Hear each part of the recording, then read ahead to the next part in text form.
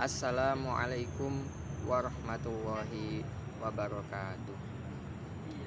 Perkenalkan, saya Zaki Fakihuddin Al-Baihaqi, mahasiswa dari Fakultas Usuluddin dan Filsafat, Prodi Ilmu Al-Quran dan Tafsir, dari kelas C4 semester 1. Jadi di sini saya akan sedikit memaparkan tentang pendapat Abdullah Said yang berjudul Towards a Broadening Understanding of Revelation, yang artinya menuju pemahaman yang lebih luas tentang wahyu. Jadi Abdullah Said itu berpendapat bahwasannya wahyu itu adalah ungkapan atau firman dari Allah Subhanahu wa taala yang mana itu berisi kehendak atau keinginan Allah Subhanahu wa taala yang kemudian itu disampaikan kepada Nabi melalui perantara malaikat Jibril. Malaikat Jibril ini menyampaikan wahyu tersebut menggunakan bahasa Arab, yang mana bahasa ini merupakan bahasa Nabi. Kemudian apa tujuan Allah Subhanahu wa taala memberikan wahyu kepada Nabi Muhammad? Tujuan Allah Subhanahu wa taala memberikan wahyu tersebut adalah agar wahyu itu nantinya dapat digunakan menjadi pedoman bagi semua umat Islam yang ada di dunia. Maka wahyu ini pun terbagi menjadi dua, yaitu adalah wahyu yang berupa firman Allah atau yang biasa kita kenal dengan Al-Quran. Kemudian yang kedua yaitu adalah sabda dari Nabi Shallallahu Alaihi Wasallam atau yang biasa kita kenal dengan sebutan hadis. Jadi kedua wahyu itulah yang harus kita jadikan sebagai pedoman hidup. Karena sebagaimana yang kita ketahui bahwasanya wahyu itu terakhir kali diturunkan pada zaman Nabi Muhammad SAW. Sehingga apa? Setelah Nabi Muhammad itu wafat, maka tidak akan ada lagi yang namanya turunnya wahyu. Buktinya apa? Sudah dijelaskan dalam Quran surat Al-Maidah ayat 3 yang berbunyi, A'udzubillahi minasyaitonirrajim.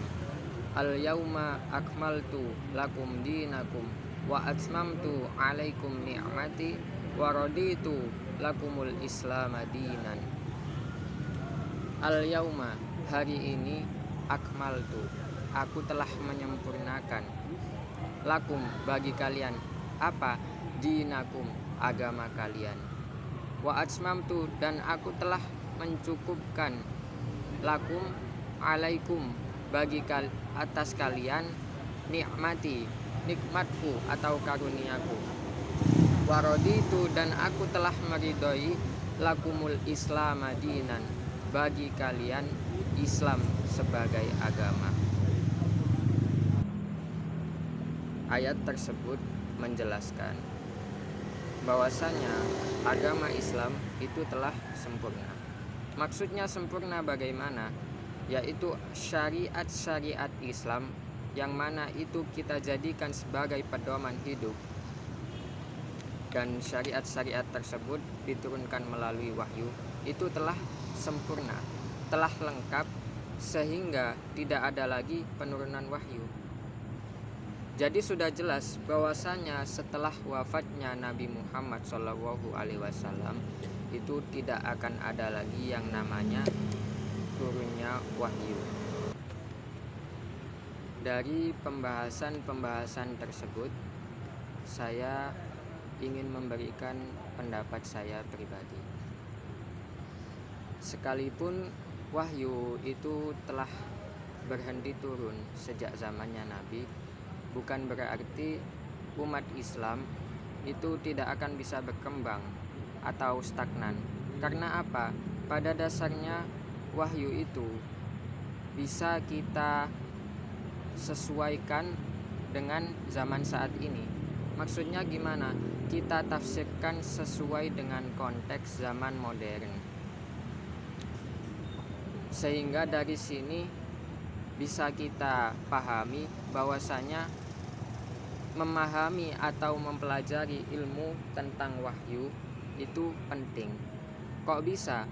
Karena kalau kita mempelajari ilmu tentang wahyu, di sana kita akan dapat mengetahui bagaimana Allah Subhanahu wa taala memberikan wahyu kepada Nabi Muhammad.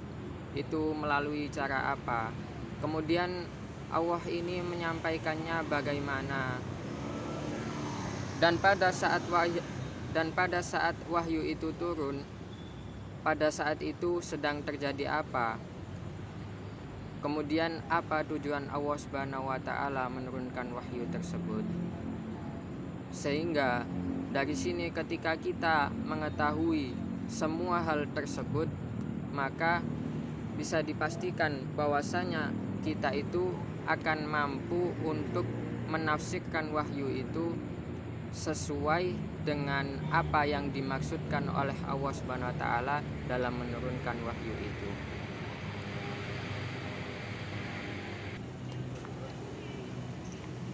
Jadi kesimpulannya, kita sebagai umat Islam yang hidup di zaman modern saat ini itu apabila ingin menafsirkan wahyu, baik itu berupa Al-Quran ataupun Al-Hadis, maka kita itu harus memahami ilmu tentang wahyu.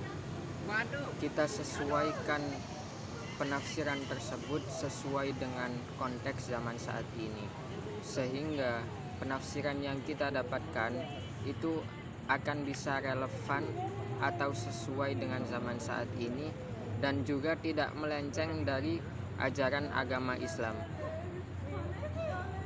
sehingga itu nantinya dapat digunakan sebagai pedoman untuk semua umat Islam yang ada di dunia. Mungkin cukup itu yang bisa saya sampaikan. Apabila ada kurang atau salah kata, saya mohon maaf yang sebesar-besarnya. Billahi taufiq wal hidayah. Wassalamualaikum warahmatullahi wabarakatuh.